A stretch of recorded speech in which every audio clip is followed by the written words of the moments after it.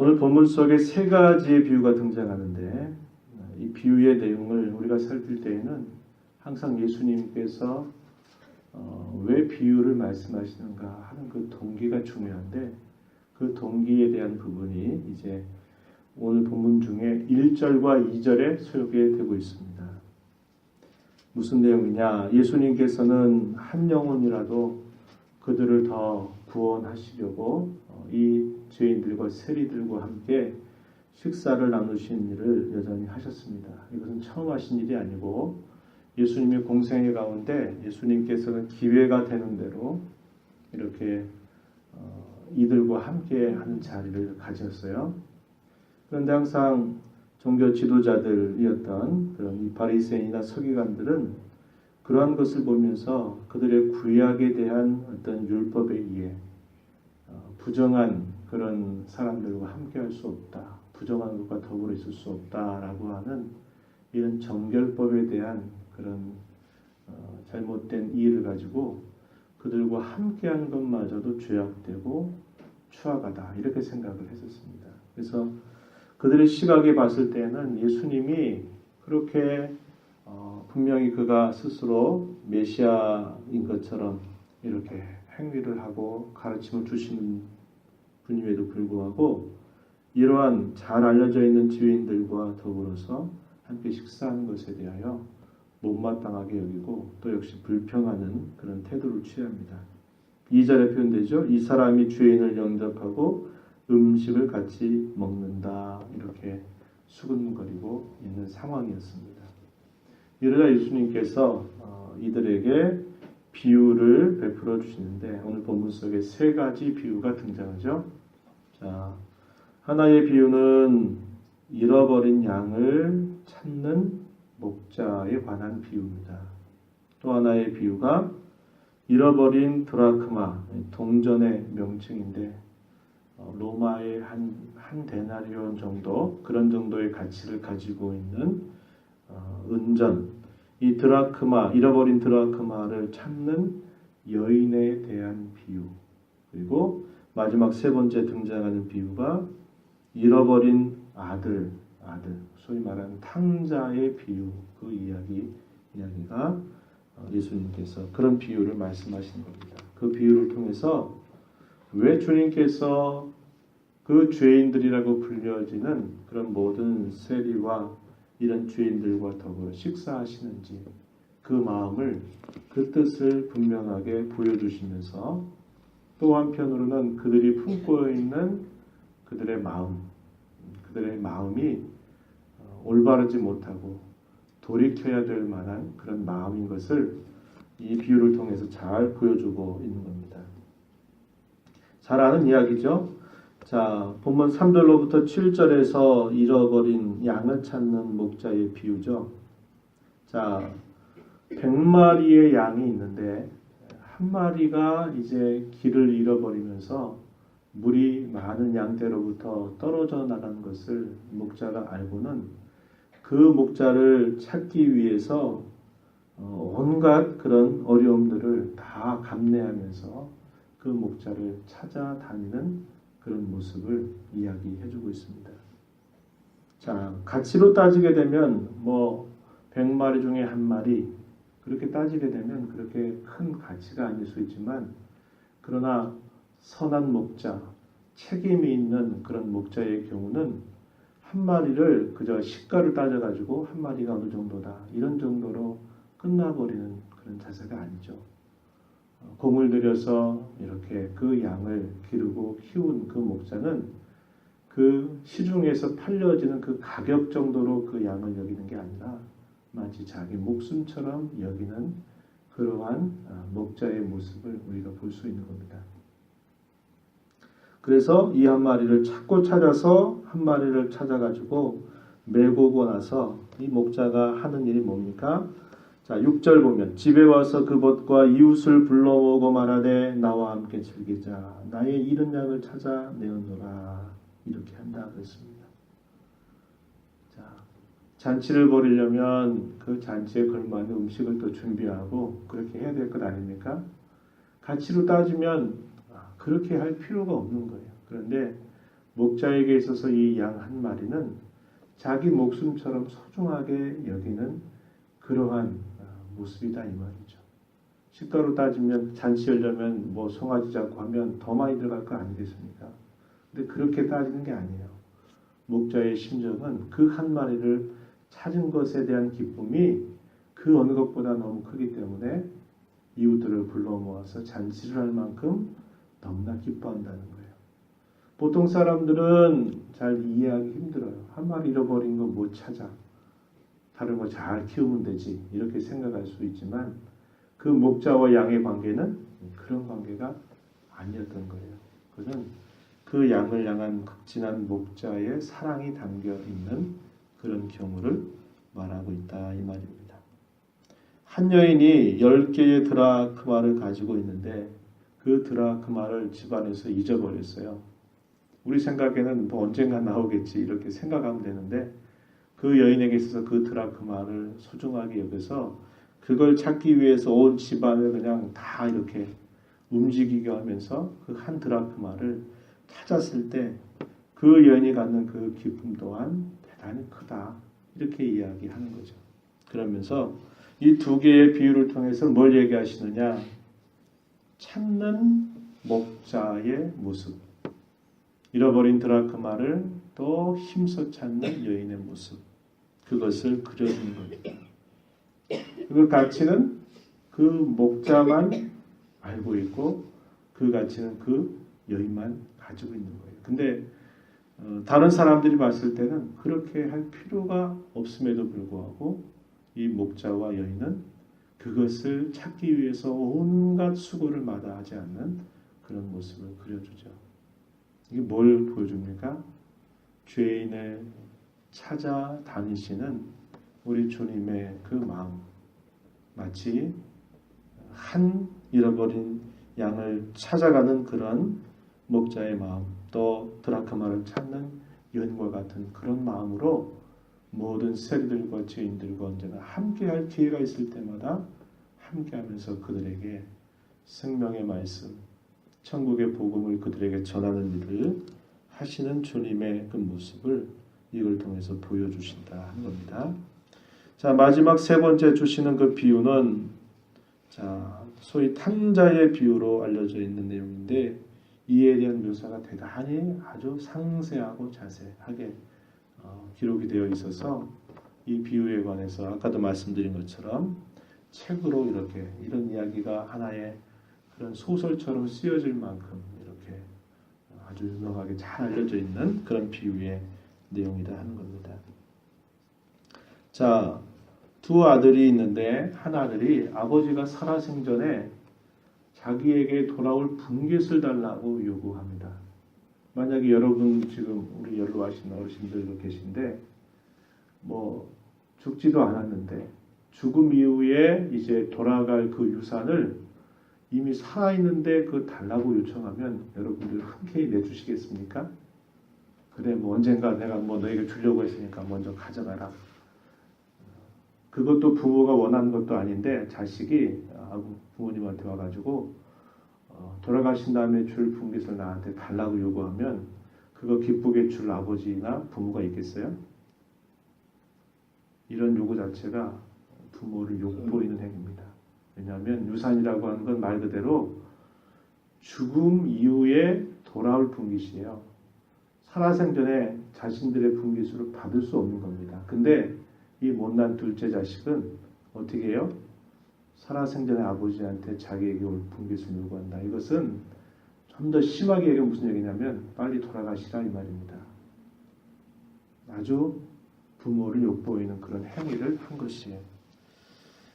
아버지로서 굉장하게 모독감을 받게 되는 그런 상황이에요. 근데 어떻게 합니까? 그 요구를 들어주세요. 아버지의 어떤 그 마음이나 그분의 어떤 인격이나 그분의 자리를 완전히 짓밟아버리는 행위를 한 것이다 이 말이에요. 그럼에도 불구하고 아버지는 그의 요구를 들어주셨어요. 그래서 그에게 줄 분깃을 나눠주셨어요.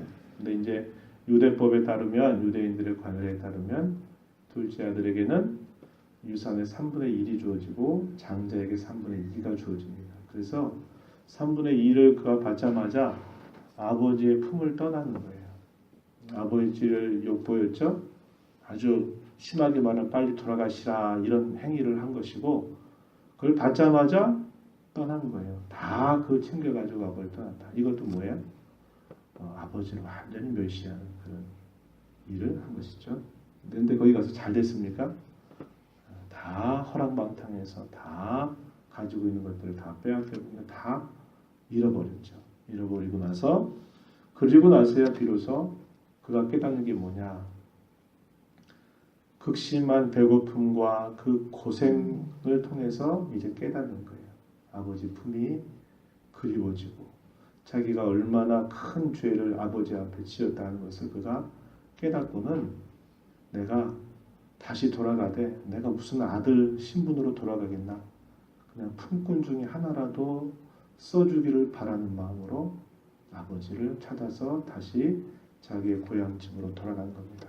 근데 이러한 사실이 아버지에게 알려지자마자 아버지는 멀리 나와서 그 아들이 언제 나오는지 손꼽아서 그 아들을 기다립니다. 근데 멀리서 그의 아들의 모습이 나오죠. 부모님은 그 자식의 어떤 차림새나 걸음걸이만 봐도 아는 거예요. 그래서 이 아들이 오기도 전에 찾아 나와서 그를 끌어안고 그 아버지 앞에서 내가 너무나 큰 죄를 지었는데 이렇게 품꾼의 하나로 써달라고 하는 그런 말을 하지만은 아버지는 어떻게 합니까? 한마디도 왜 그렇게 했느냐, 뭘 요구하시는 그런 것 없이 그 아들을 끌어안고 입을 맞추고 그리고 그를 데리고 들어와서 송아지를 잡아서 잔치를 하는 겁니다. 그럴 때 뭐라고 표현해요? 이 아버지는 이렇게 표현한 거죠. 자, 24절에 한번 보세요. 24절. 이내 아들은 죽었다가 다시 살아났으며 내가 잃었다가 다시 얻었노라.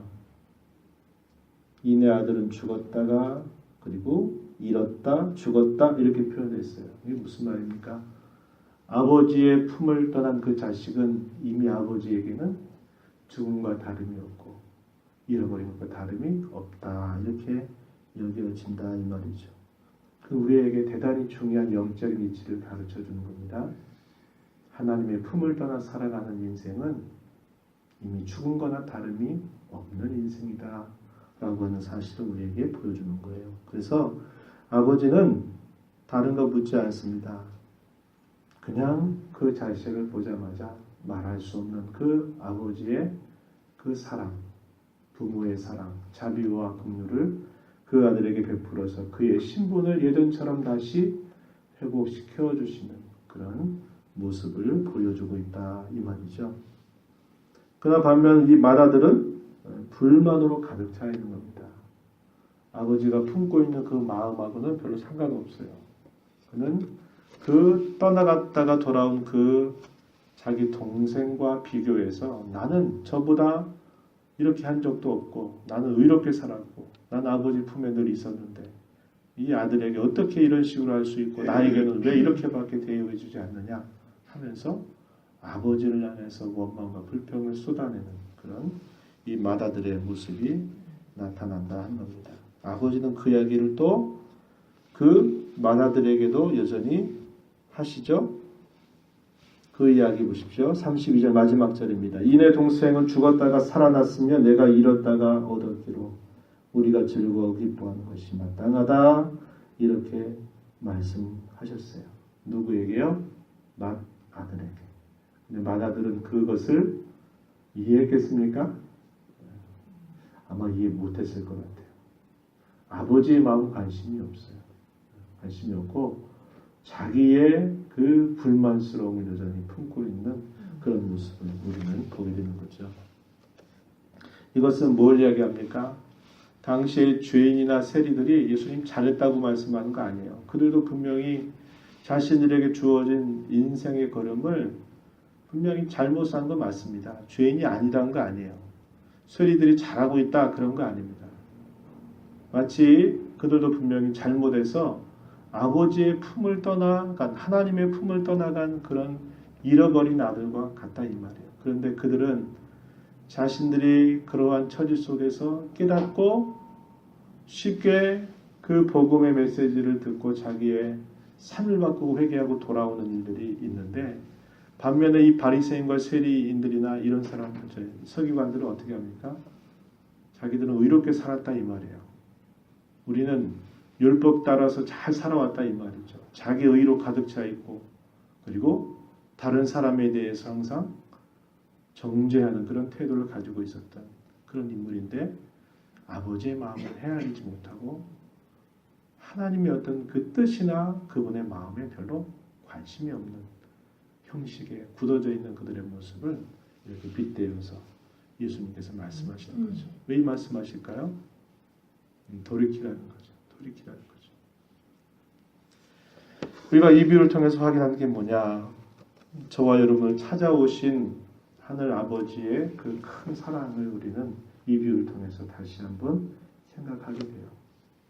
하늘의 보좌를 버리시고 낮고 천한 이 땅에 찾아오신 그 예수님께서는 이렇게 멀고 먼 수천 년의 시간을 지나 오늘 이렇게 삶의 가장 작은 그런 모퉁이에 살고 있는 저와 여러분을 찾아오셔서 이러한 구원의 은혜를 베푸시고 자비와 긍휼을 베풀어 주신 그 사랑을 우리에게 베풀어 주셨다 이 말이죠. 그분의 사랑으로 말미암아 우리가 그분의 자녀된 신분을 받게 된 것이 하나님의 큰 사랑이 아닐 수 없다.